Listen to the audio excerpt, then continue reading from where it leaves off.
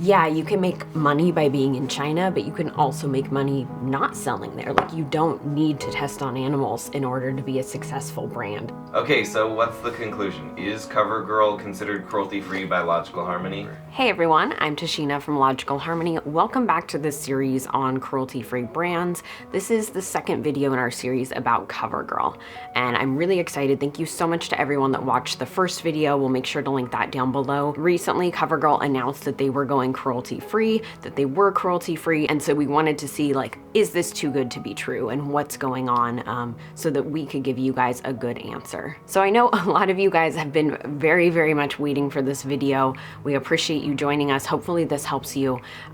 It does take some time just because we wanted to make sure that we understood the process, and I knew a lot of you guys would as well. I figured any question that I have, you guys would have as well, and a lot of you made it really clear in the comments that you still had so many questions that were things that I wanted answers to also. So hopefully this is helpful.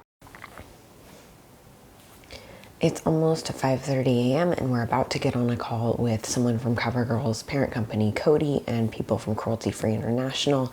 It is just like an initial call and we agreed not to film it. We are going to have another call. Sorry, I'm really tired right now, guys. They've agreed to have another call next week that'll be on the record, and it's going to be hopefully a really great call where we can like share a lot of stuff with you guys. So I'm really excited to talk to them. I'm really happy that they want to talk to us and that they're being, you know, so open to having this discussion. So it's 5:30 right now, so we need to jump on that call. All right, so we just got off the call. I think it went really, really well. I was honestly really impressed with how open they were, and really happy with just how much they were into having the discussion. I thought that was amazing.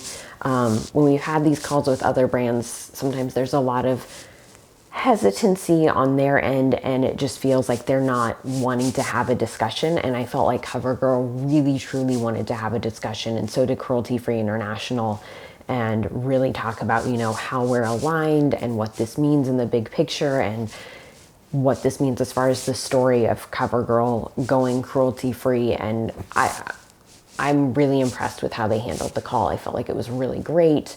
And I'm really excited to be able to have this upcoming on-record call to share with you guys. I'm just really happy that they're willing to get on there and do this and have this discussion. I think that's so incredibly valuable. You know, with Logical Harmony, we really want to help brands tell their story. We really push brands to be transparent and open and talk about these things with their audience. And I think that that's what we're gonna get, and I'm really excited about that. are you nervous? Yeah. Because I know it'll be a quick call, and so I hope we can get like all the information on there that I want people to get out of this call, and that I think would be helpful for them to share. I'm also really cold too, and that does not help. I just assumed they would just, there we go. Hi, Tashina. Hey! Hi, how are you? Oh, hi, it's Lisa. How are you guys? Good, how are you? Good. Thank you so much for doing the call so early. Feel free to just jump in and start asking her any questions that you'd love, like clarification or anything that you ask me that you'd like her to answer on the record. We're super stoked to be able to share parts of this with our audience, so Yeah. I know people are going to be really excited to hear. Yeah, definitely. I think so too. I think a lot of people are just curious, and myself too, like, of understanding more of CoverGirl's journey to being cruelty-free. It's not a quick and easy process. It's not like you guys had like one meeting. You know, we talked a lot about this with Lisa the other day, and I was hoping you could kind of just share some insight into why it mattered to CoverGirl and how long the process took and why it was important to you guys. Okay, no, that's a great question. So I joined CoverGirl about 2 years ago. That was my first role. I'm currently in a CMO role, but my first role at Cody was as VP CoverGirl. And the first thing we did as part of my role was we led a rebrand of CoverGirl, which really touched every aspect of the brand. And when we launched that, we got such great positive feedback, and a lot of people were very interested in the brand that hadn't considered the brand before, and it just generated a lot of excitement. I noticed that there were a lot of questions from consumers about if we tested on animals or not. And that was really surprising to me because I knew that we didn't. And that was a policy that we had at Cody and as CoverGirl. And we repeatedly answered the same question: are you tested on animals? No, we're not. No, we're not. We don't. And we got it over and over and over again. And my employees knew it, my team knew it, but we knew that we needed to go a step further to show that we were really committed to this as a brand and as an organization. And we did a very significant audit of all the different certifications that we could get. And we chose to get the gold standard of it because it's a commitment from us to how important this is. For us as an organization and for us as people and as employees who also personally really care about this. So we met with the folks at CFI. They told us what the process is, what the process would be. It's very intense, and then it involves a critical amount of rigor through our supply chain, through every ingredient, every manufacturer, every supplier. But we thought it was really important to do that with our biggest makeup brands because we wanted to set an example, not just within Coty, but within the overall industry, that if a brand as big and complex and as CoverGirl could do this, that there was a hope of having a future in this industry that was free of unnecessary animal testing. So we started this journey about a year ago. It took an incredible amount of work from a lot of people in the organization, like I said, to certify thousands of material suppliers, manufacturers. And yeah, we're really proud of all the effort that our teams and our employees and our partners have put in to get us here. And ultimately to the point where we're now the largest brand, Leap and Bunny certified by Cruelty-Free International. Yeah, it's amazing. And I think it's huge for the space. Like I was telling Lisa, if CoverGirl can go cruelty-free, that shows every brand that they can do it. Because you guys are not like a small indie brand. It's a complicated thing. And that's amazing that you guys stuck with it. And I think... Thanks for that. Thanks for the recognition of that. Because I don't think people... You're in it so you know how hard and how difficult it is to go through the process. Yeah. And for a brand as large and as complex as CoverGirl to go through this process, but that's just a testament of how much it means to us as people, and as part of Coty and as part of CoverGirl. Yeah, that's amazing. Yeah, and we really appreciate that. I know so many cruelty-free consumers do too, because it's something that does show brands like this is something that's possible and that you need to do, and others are doing it too. So like catch up with the times, like let's go. One thing that we were also hoping that you could address on this call, and we did talk to Lisa about this before, but since this call is on the record, I just thought maybe we would bring it up again. Paying attention to consumer questions, and the one that we've been seeing a lot is CoverGirl status selling in China, and we were really fascinated to hear Lisa kind of break this down and explain it, and so we thought it would be great to have you kind of break it down for the audience.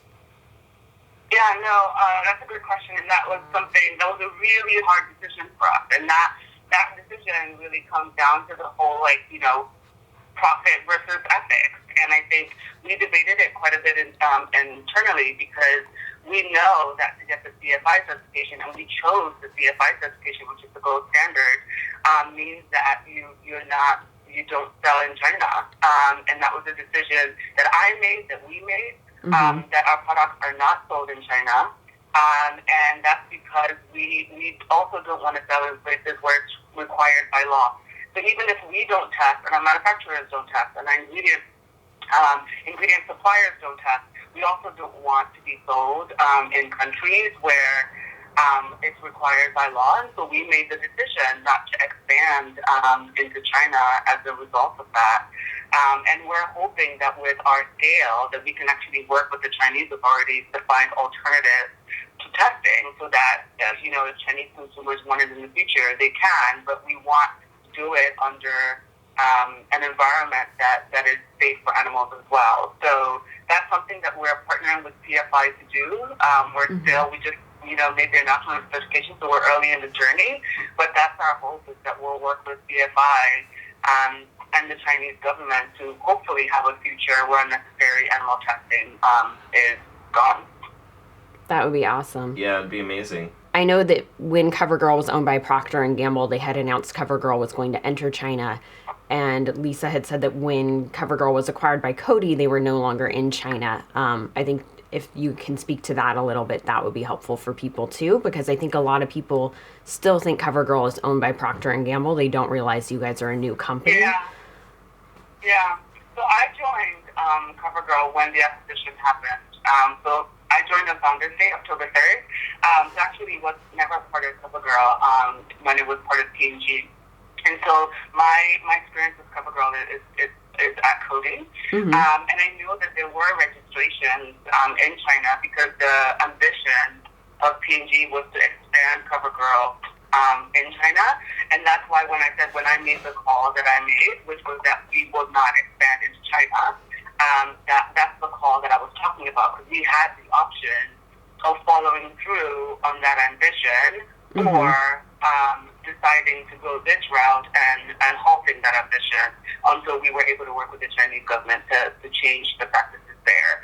So that's a little bit of the history, if that's helpful, of how we ended up where we are today. Yeah, I think that's super helpful, because I think a lot of that context is missing in the bigger conversation, and there's so much confusion around it. And so, hearing that from Lisa for us was really helpful, and I wanted to make sure that other people could hear that too, because I do think it's incredibly important for people to understand that you guys had the option and you chose not to do it.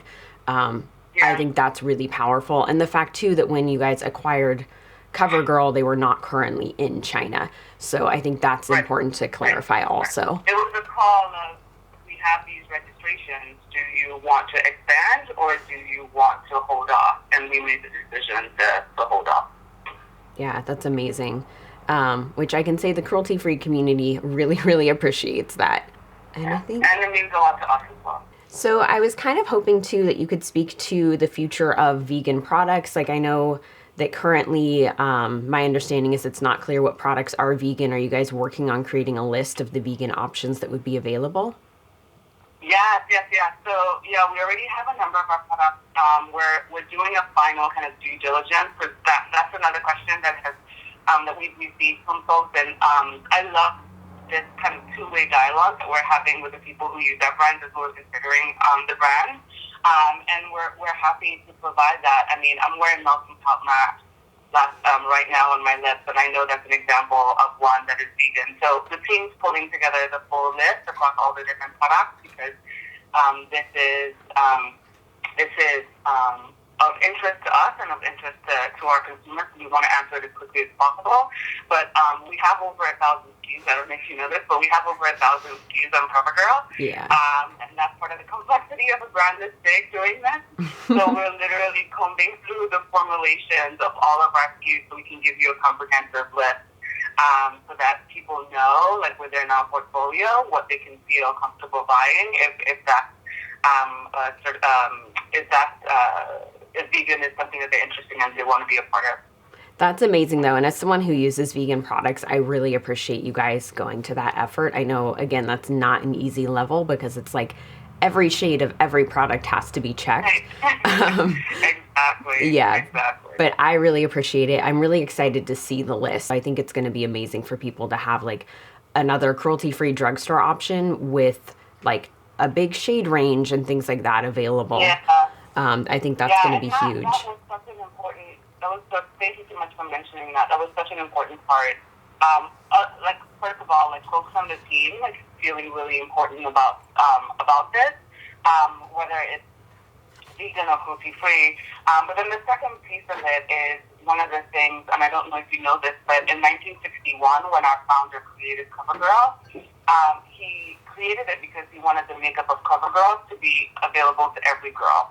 And so that's why, CoverGirl historically had a really big presence at Walmart, why, the drugstore and the mass channel is really important for us. Mm-hmm. Affordability and accessibility is a really important part of the brand. And so whenever we see things that people have a lot of questions about, we take it really seriously, because we want to make sure that if there's something that people are yearning for, asking for, that we give them an accessible and affordable option so everybody can be a part of it. We always want to make sure that every person has access to whatever it is they need for their beauty regimen, and we never want accessibility or affordability to be a barrier to that. So that's another important part of why we do what we do, and we go through the great lengths that we do to make sure that it's done well. That's awesome. And I really appreciate that. I know a lot of our audience does too, because what's at the drugstore, that's, like you said, it's accessible. No, I just want to say that when I heard about you, I think it's so great that you're doing what you're doing, because there's so much confusion in this space. And there's so many questions, and I think that it's great that you're taking your time to really dig in and ask all of the questions and just make sure that there's greater clarity for people. Because I know we have to do the due diligence to make sure that we have the right partner and we're doing it the right way. So I think it's great that you and Justin are investing the time to ask the questions and to inform your followers and the people that are part of your community about, you know, the greater context and what it actually means to be cruelty-free and what a leaping bunny certification means. There's a lot of education that needs to happen, and I'm just grateful that there are other people that are doing that, and that we can work with and partner with to help kind of educate the community about the brands as well as the certification. So I just think it's really cool what you guys are doing. Thank you so much. I really appreciate that. Whew. I think that went well. I'm glad that, you know, she was able to come on here and like answer those questions for our audience. I think that was really cool. I feel like they genuinely care, and that's amazing. I think they wouldn't be talking to us if they didn't care. Yeah, the thing that stuck out to me too is like she's, like Yukon was said, Procter & Gamble had CoverGirl positioned to go into China. Like, yeah. I don't remember the exact words she used, but it sounded as though paperwork was filed, like things were moving in that direction. And that when she became a part of CoverGirl, they decided to turn that around and not go into China, which is pretty amazing. It is. Like, it would have been so easy at the point that they were at for them to go into China. And that's amazing, like you were saying, that they said no and turned that around. And the fact that it's taken them a year, you know, for getting certified with Cruelty-Free International, I think that speaks highly of them too, because it's not an easy process for a massive company. And so the fact that they just didn't give up part of the way through, the fact that they stuck with it, and I feel like too, the fact that they're auditing the ingredients for every product to really find out what's vegan and doing that quickly is really amazing as well. I think also one thing that I would like to do is continue the conversation with Leaping Bunny and Cruelty-Free International, because I feel like, I don't know about for you, but this definitely brought up a lot of questions and just things that I'm curious about. Not questions like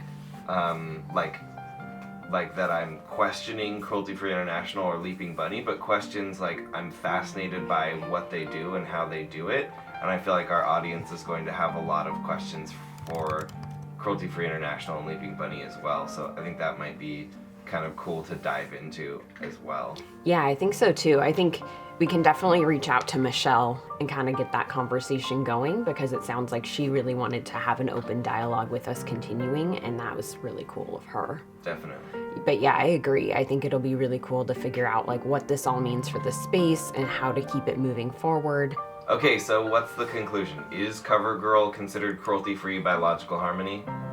Yeah, CoverGirl is considered cruelty-free by Logical Harmony. They're Logical Harmony approved. I am so excited. I am so excited about this. This is just like, this is game changing, and I think it's amazing, and I'm so excited to have them on the Logical Harmony cruelty-free brand list. If a big drugstore brand like CoverGirl can be cruelty-free, that's massive. And it shows those other brands too that like, yeah, you can make money by being in China, but you can also make money not selling there. Like, you don't need to test on animals in order to be a successful brand. It's huge. So I'm hoping others follow in their steps. We will be adding them to the list of cruelty-free brands on logicalharmony.net. You guys can check that out. And we have tons of cruelty-free brands listed there, tons of like shopping guides. We leave for Berlin today. I'm going to do everything I can to update a lot of the shopping guides to include CoverGirl, definitely moving them to the cruelty-free brand list. And we're going to post a big update as well as posting this video. So if you guys do want more details about the CoverGirl cruelty-free stance, there'll be a blog post on logicalharmony.net. I hope you guys enjoyed this. Like, I love that CoverGirl opened up and let us film this discussion. I think it's super duper helpful and amazing. And yeah, thank you so much for joining us. Make sure to hit that subscribe button.